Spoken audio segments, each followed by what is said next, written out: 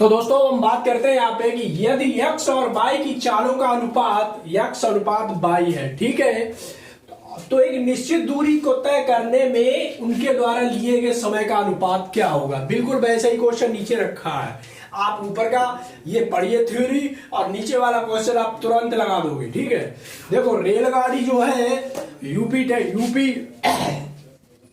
TET आपकी रेलगाड़ी UP TET, super TET और यस टेट में वो क्या है सी टेट में धकिया के चलती है। ठीक है, मतलब रेलगाड़ी क्वेश्चन आता है। और दूसरी बात, आप लोगों को पता चल ही गया होगा कि सीटेट की ऑनलाइन परीक्षा अब नहीं होगी। अब जो है हमारी सीटेट की परीक्षा है वो ऑफलाइन होगी और उसकी डेट भी निश्चित कर दी गई है 20 अगस्त।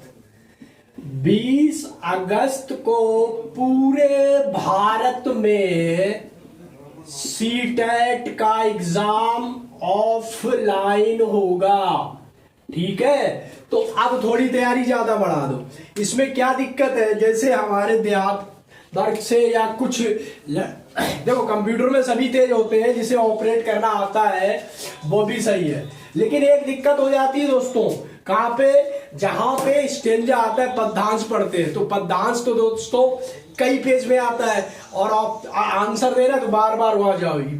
चलो जब एग्जाम होगा तब देखेंगे, पहले इस क्वेश्चन को देखते हैं। कह रहा है बिल्कुल ऊपर ही जैसा, राम x है मोहन भाई है। ठीक, राम क्या है, ऊपर x है, मोहन भाई है कि चालों का अनुपात कितना है 6 किलोमीटर और 18 किलोमीटर। ठीक है, 6 किलोमीटर और 8 किलोमीटर है, 18 नहीं। ठीक, 8 किलोमीटर है। ठीक, तो यहाँ पे कितना हो जाएगा 6 अनुपात 8, x अनुपात y बराबर कितना 6 अनुपात 8।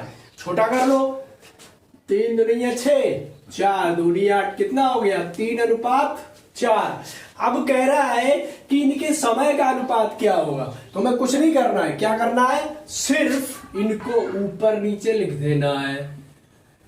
ये हो गया, क्रॉस मल्टीप्लाई कर दो तो कितना आ जाएगा 4 अनुपात 3। तो समय का अनुपात क्या हो गया दोस्तों, समय का अनुपात हो गया आपका 4 अनुपात 3 हो गया। ठीक है, अब यहीं पे हम आपको बता देते हैं औसत के बारे में, औसत चाल के बारे में। ठीक है, औसत चाल का मतलब होता है यदि कोई रेलगाड़ी की बात कर रहे हैं तो रेलगाड़ी ले लो, चाहे बस ले लो, कार ले लो, ट्रैक्टर ले लो, हवाई जहाज ले लो, कुछ भी ले लो, लेकिन ले लो समझने के लिए। औसत चाल क्या होती है, औसत तो हम लोग जानते ही है, मतलब सब चीज का एक एवरेज।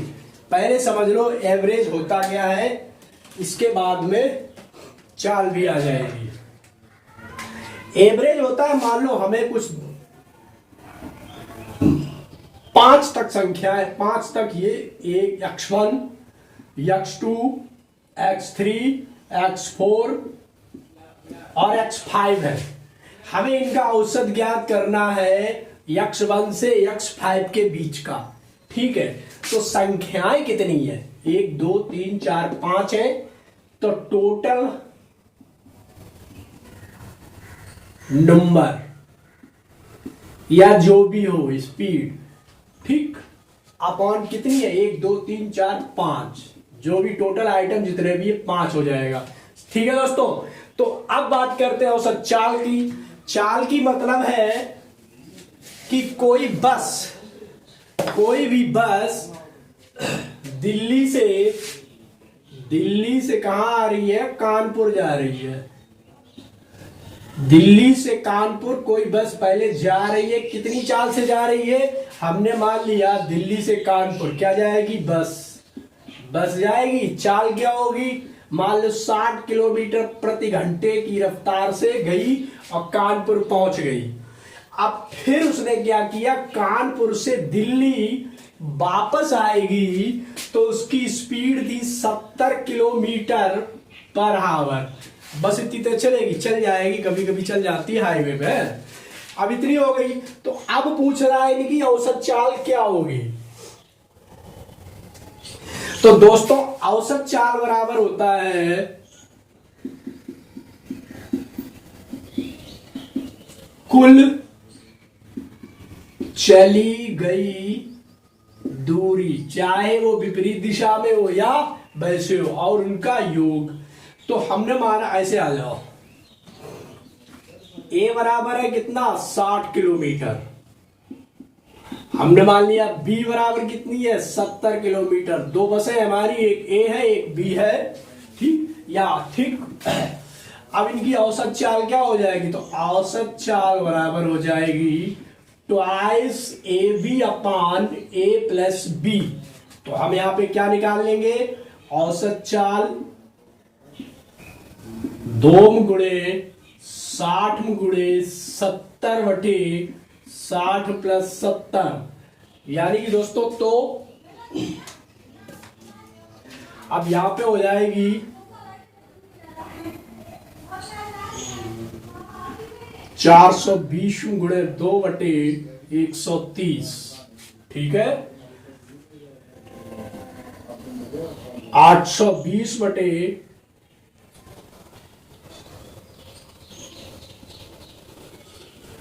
130, ठीक है। इसको काट लीजिए, आपका आंसर आ जाएगा। क्या आ जाएगा, आपका आंसर आ जाएगा, ठीक। तो औसत चाल का फार्मूला क्या हो गया, A B upon A plus B हो गया, ठीक है।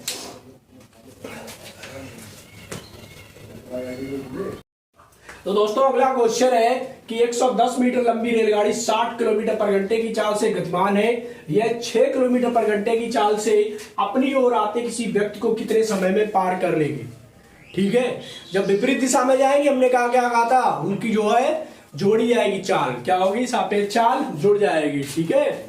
तो अब देखो, एक रेलगाड़ी की लंबी कितनी लंबी है, 110 मीटर लंबी है, और चाल क्या है 60 किलोमीटर प्रति घंटा की चाल से कितनी 6 किलोमीटर प्रति घंटा की चाल से कोई व्यक्ति आ रहा है उसकी तरफ, कोई व्यक्ति उसकी तरफ आ रहा है, तो समय कितना लगेगा।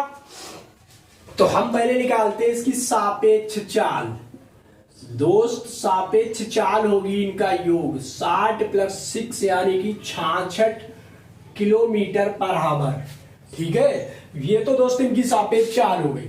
आगे कह रहा है सापेक्ष चाल जुड़ती है, यानी ये जो व्यक्ति है ये 6 किलोमीटर प्रति घंटा से ट्रेन की तरफ आ रहा है, यानी ट्रेन ये इधर जा रही है, ये इस दिशा में ट्रेन जा रही है और इस दिशा में कोई आदमी आ रहा है, ऐसे ही बना पाते हैं। ये आदमी आ रहा है, इसकी चाल है कितनी है 60 किलोमीटर पर घंटा और इसकी चाल कितनी है 6 किलोमीटर पर घंटा। जब ये एक दूसरों के सापेक्ष आएंगे, क्रॉस करेंगे, तो इनकी चाल क्या होगी, जुड़ जाएगी दोस्तों, क्या होगी, जुड़ जाएगी, तो हो जाएगी 66 किलोमीटर पर आवर। तो कह रहा है व्यक्ति को पार करने में कितना समय लगेगी, व्यक्ति को पार करने में, जब व्यक्ति को पार करेगी तो व्यक्ति की लंबाई क्या होगी, नगण्य होगी। कैसी होगी दोस्तों, नगण्य। जब व्यक्ति को पार करेगा तो व्यक्ति की लंबाई क्या होगी, नगण्य होगी, हमने आपको बताया था। और लंबाई किसकी जोड़ी जाएगी, यदि प्लेटफार्म होता, ब्रिज होता, ठीक, इसकी लंबाई क्या करते हैं हम जोड़ लेते हैं, ठीक है। यानी कि ट्रेन की लंबाई के कुछ तो समझ में आ रहे। अब आदमी की चौड़ाई और ट्रेन की लंबाई बहुत ज्यादा अंतर होता है, ठीक। तो अब आप क्या बचा, अब रेलगाड़ी द्वारा व्यक्ति को पार करने में लगा समय। तो रेलगाड़ी द्वारा व्यक्ति को पार करने में कितना समय लगेगा, जितनी रेलगाड़ी की लंबाई है। तो रेलगाड़ी की लंबाई कितनी है, रेलगाड़ी की लंबाई 110 मीटर है। कितनी है, 110 मीटर है, ठीक। हमने पहले ही बताया आदमी पुल, आदमी पेड़ और क्या खंबा, इनकी लंबाइयां नगण्य हो जाएंगी। तो जो टोटल हमारी दूरी हो गई, यानी दूरी कितनी हो गई दोस्तों, 110 मीटर है। अब यहां पे ये 110 मीटर है और यहां पे क्या है 66 किलोमीटर पर आवर। हमने 5 का पहाड़ा बताए थे, 18 का पहाड़ा याद है ना, 5 और 18 का पहाड़ा। चलो नहीं याद है तो भी देखो, अब किलोमीटर पर आवर में जो दोस्त नए जुड़े हैं, जो आज का वीडियो नया देख रहे हैं वो देख ले। किलोमीटर पर आवर और मीटर पर सेकेंड में चेंज करने के लिए कोई बहुत बड़ा हुआ नहीं होता है, ठीक है। तो 1 मीटर में कितने होते हैं? 1 किलोमीटर में 1000 मीटर होते हैं। और सेकंड कितने हो जाए घंटे में? 3600। 60 गुणे 60 काट दो, बिंदी कट गई, 0 0 खत्म। कितने बचे? 10/36। 5 दूना 10, 18 दूना 36, आ गया ना 5/18 मीटर पर सेकेंड। कर दो गुणा 66 में। किसमें कर दो? 66 में कर दो गुणा। 66 गुणे 5/18। ठीक है, ये क्या बन गया? मीटर पर सेकेंड। अब हमें क्या करना है? हमसे क्या पूछा है? कितने समय में पार करेगी? समय बराबर क्या होता है बताओ?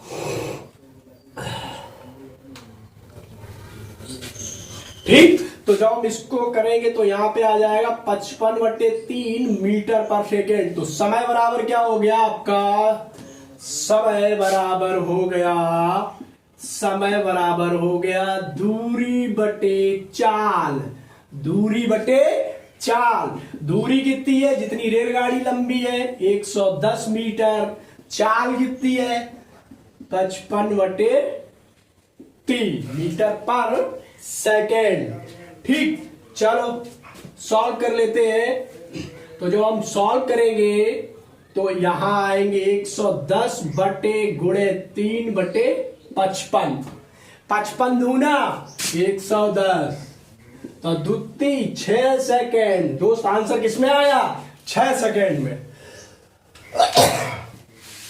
इसी तरह के क्वेश्चन हम रेलगाड़ी के लिए आपके लाएंगे, बीच बीच में लाते रहेंगे। तो दोस्तों आप हमारी क्लास में बने रहिए और खूब मेहनत कीजिए, क्योंकि आपकी परीक्षा 20 अगस्त को डिक्लेयर हो चुकी है। बाद बाकी आयोग जाने क्या करेगा।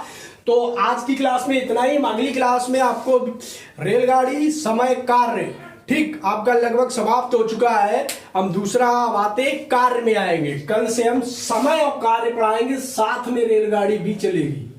ठीक है, समय कार्य पढ़ाएंगे, साथ में रेलगाड़ी चलेगी।